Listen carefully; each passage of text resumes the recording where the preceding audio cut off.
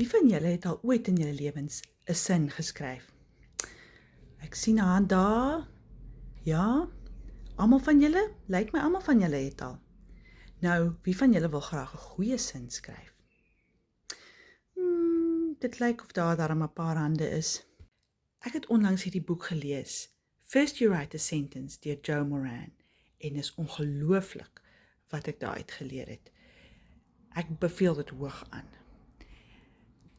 Ek gaan 'n paar dinge met julle deel wat ek geleer het, en een van die eerste dinge is, goeie skryfwerk is bondig.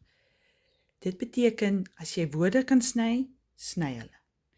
En ek het agtergekom, wanneer ek nie seker is oor wat ek wil sê nie, dis wanneer ek baie dan en net en so aan indruk in my sinne.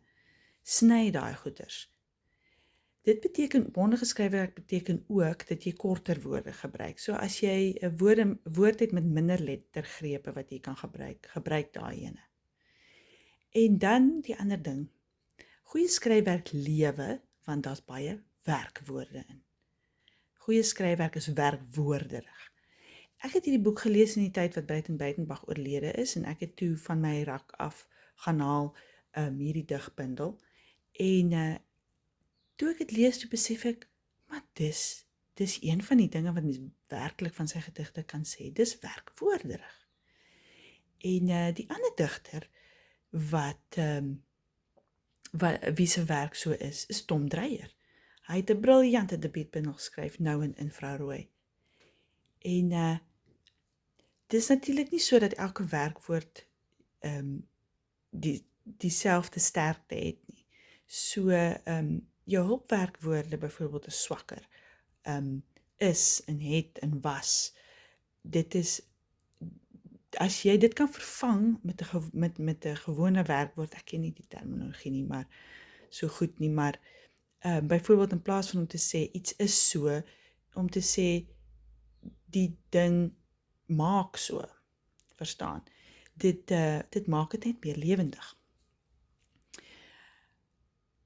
Interessante ding wat ek raak gelees het in die boek is, in die tyd van die Amerika-Vietnam oorlog, het skryfwerk baie meer abstrakt begin raak. Daar's baie meer abstrakte selfstandige naamwoorde gebruik. En die rede daarvoor is vaagheid, om die waarheid te verdoesel.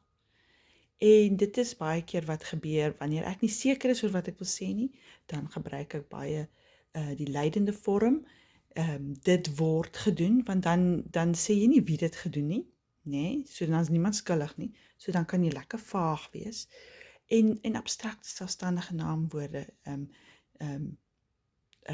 soos byvoorbeeld,